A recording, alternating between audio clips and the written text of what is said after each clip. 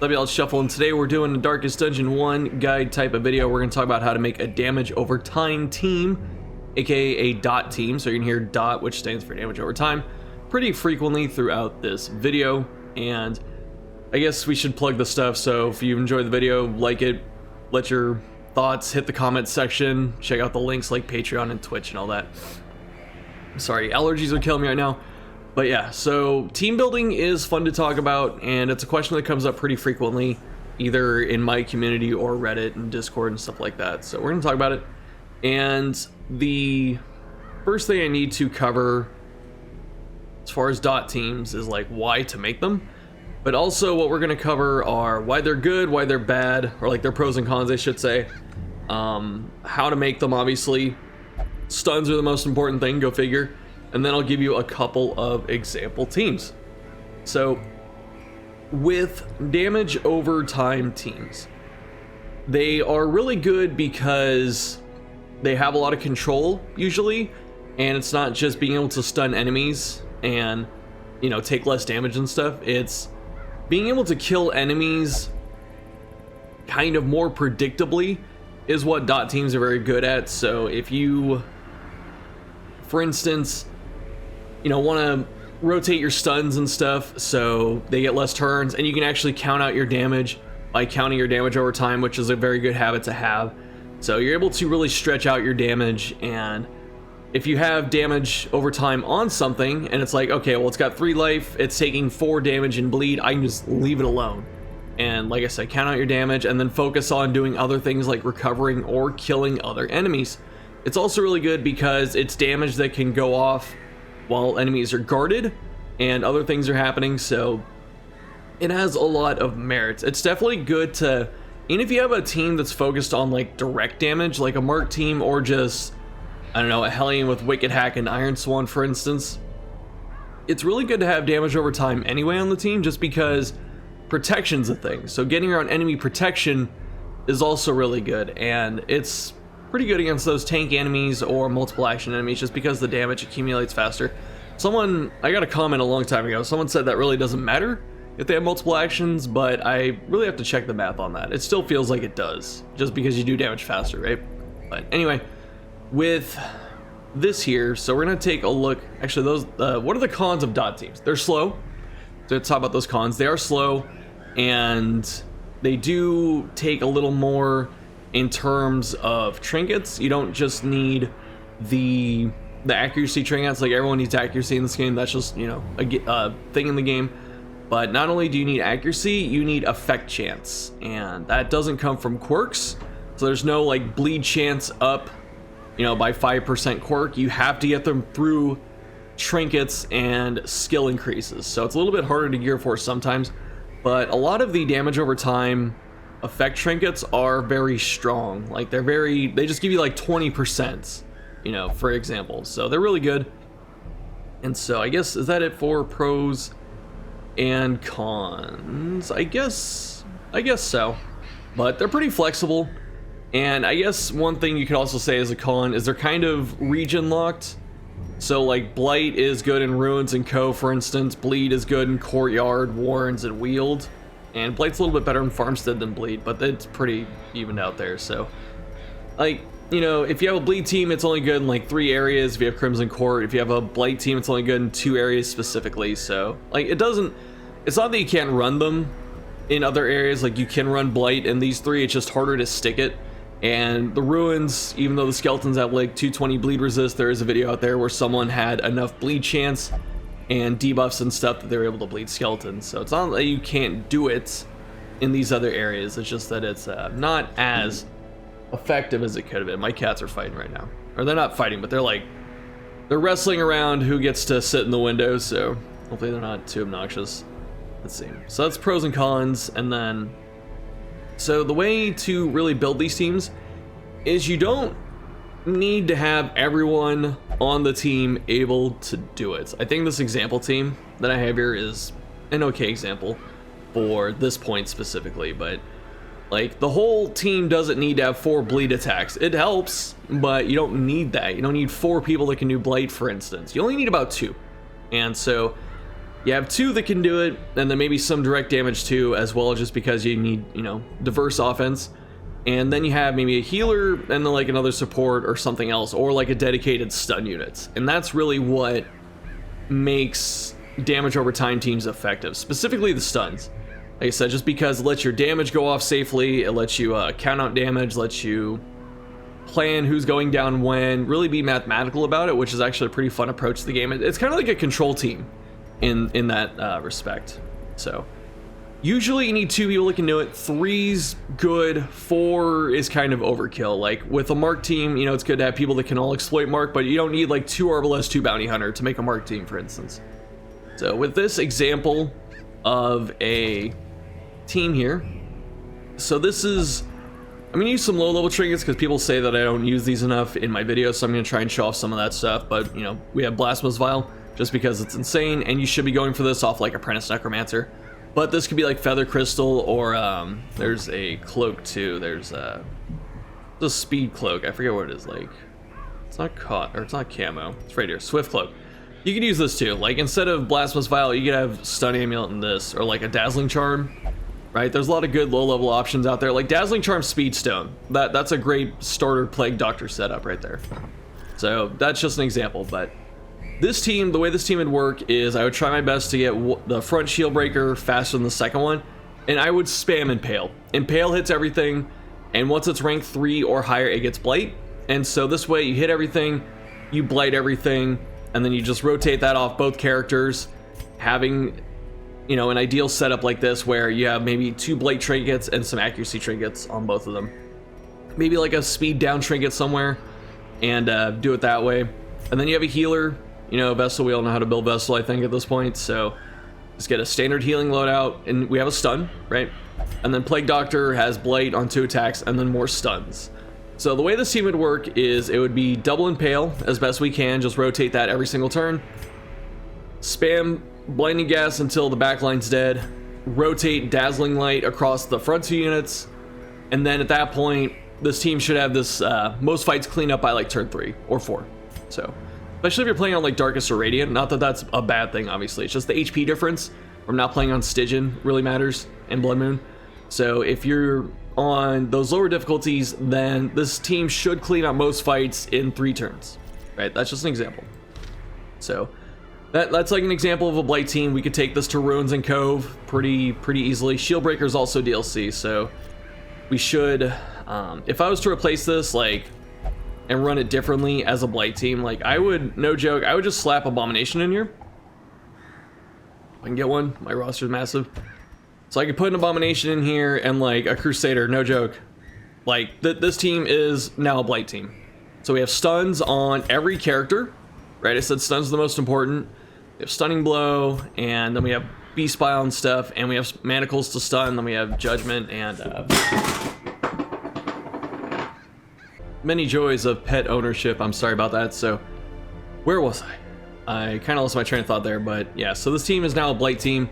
We have stuns on every character, we have Beast Bile and stuff. So this is an example, right? This is a base game example, and this is what I'm saying. You don't need a ton of Blight. We don't need all 4 characters doing Blight. We have enough Blight across this team to really handle pretty much all of our damage over time needs. Like rank 3 is going to die very quickly between Beast Bile and Plague Grenade.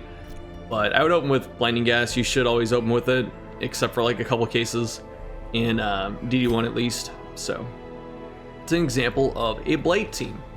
And your frontline and healer is pretty flexible. Like, this goes back to something I've been talking about for a lot of things in regards to team building, is that a really good way to approach teams is to pick like 2 characters that are really good, and then just make like groups of 2. So right here, Plague Doctor and Abomination are really good together. Like, you could run this. Like, that's more Blight. Do you need that much Blight? Probably not, right? So that's kind of an example. But having, like, these 2 plus, like, healer, frontliner, that's, you know, that's kind of how we approach team building here. So that is a Blight example. Oh, okay, so here's a really interesting one. This is definitely higher level, and this is, let's see. Like, you need DLC, obviously. You need Crimson Quartz. So this is Did I take off all the trinkets? Okay, I got this one on. Yeah. So Plague Doctor Flagellant. This is really good later game, but this is definitely a really, really strong duo. This is like one of the strongest pairs in the game. And the reason, like if we wanted to go full like DLC and stuff like that, we could rock the Ashen Distillation from Color of Madness. And so we have like massive blight chance. We have plus 45% blight chance. Nothing has over 200 blight resist except for like, there's like one boss I could think of, and maybe one or two other enemies that I don't remember that have, you know, basically blight immunity. So this means that at 185 blight chance, Plague Doctor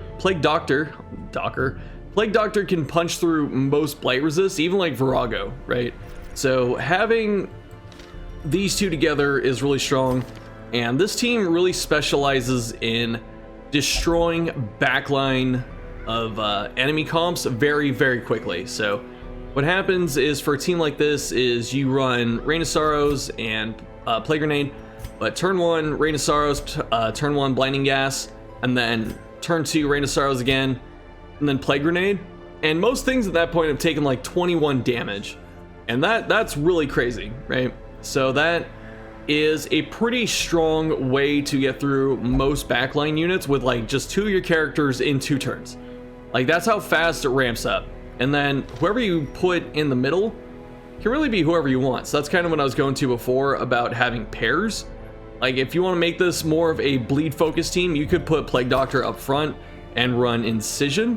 Or I shouldn't say up front, but in 3 and run Incision, or you can leave her in 4 and run something like Bounty Hunter and Houndmaster. Right, so here, this is a good one. So right here, right, now we have a lot of bleed flexibility offense. We have stuns on 3 characters, right? This is what I was saying before. Stuns are the most important thing in your dot teams. And we have stuns all over the place. We have healing, and that's like a really simple way to approach it. And then I think my final example that I have is, let's see, we can get rid of Flagellants and Plague Doctor finally. Plague Doctor and a lot of damage over time teams, but it makes sense. That's kind of her specialty. Like we could run, for instance, where's a good Jester? Show off a good Jester. Run Jester, Houndmaster, Hellion, if I can find her. This one? Yeah. Run Hellion. Hopefully this doesn't glitch out. It did not. Okay, we're good. And then really your choice of 4th. Like this could be anyone. This could be a second Houndmaster, honestly. If you really 100% wanted to, this could be a second Houndmaster. Actually, we don't have a healer. We should probably get a healer on this team.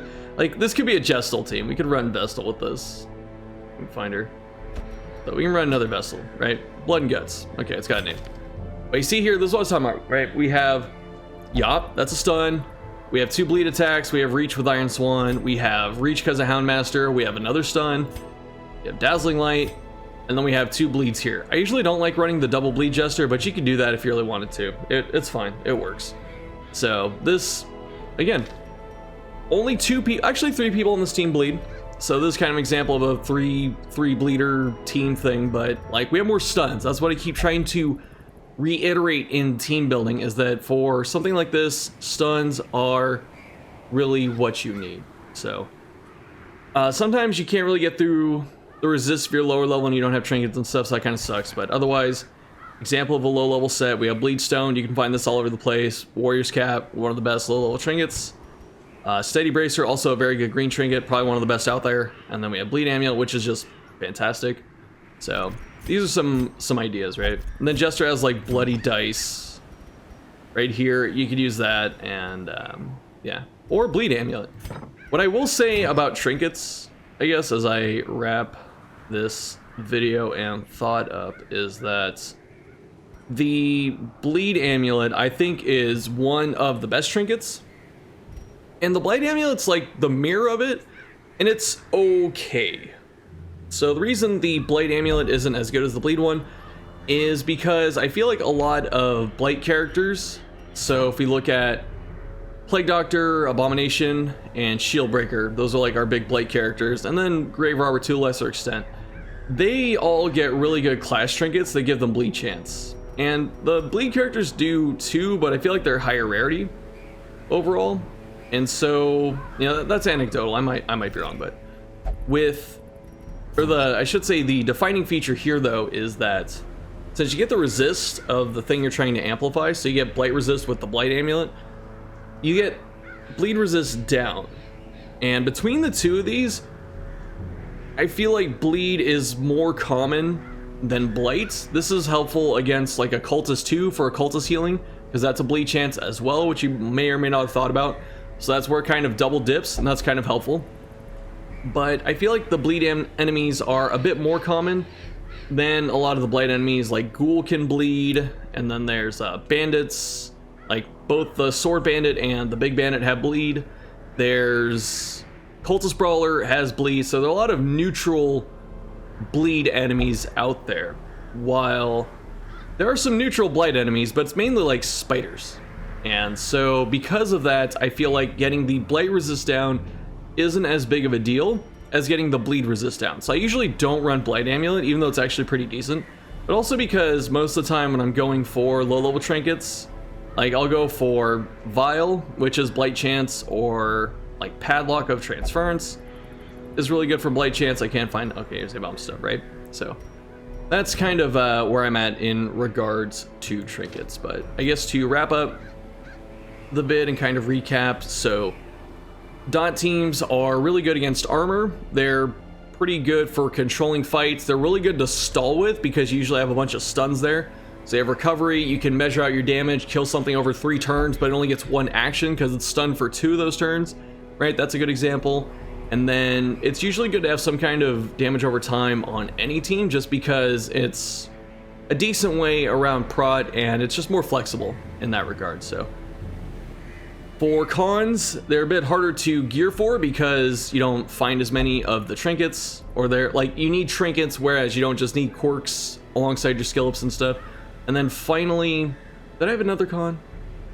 I might have, and I can't remember off the top. So anyway, besides that, make sure you pack a bunch of stuns on your dot teams, and then also you don't need more than 2 characters that can do the damage over time. Usually 3's fine, 4's overkill, you don't need that much. And then I gave you a few examples. A lot of characters work in dot teams, really just kind of focus around it. But yeah, so Leper obviously doesn't have damage over time, so Leper doesn't really fit into them. But like you could, you know, use Withstand, you know, and like Mark Tank or Intimidate and stuff like that. So Leper can still do stuff, it's just, it doesn't feed into the overall strategy. But yeah, so that's the video. Thanks for watching. Let me know what you're thinking down below if there's anything I missed, because I'm, you know, I might have, you know, I'm human and all that. But yeah, so thanks for watching, and I'll see you next time.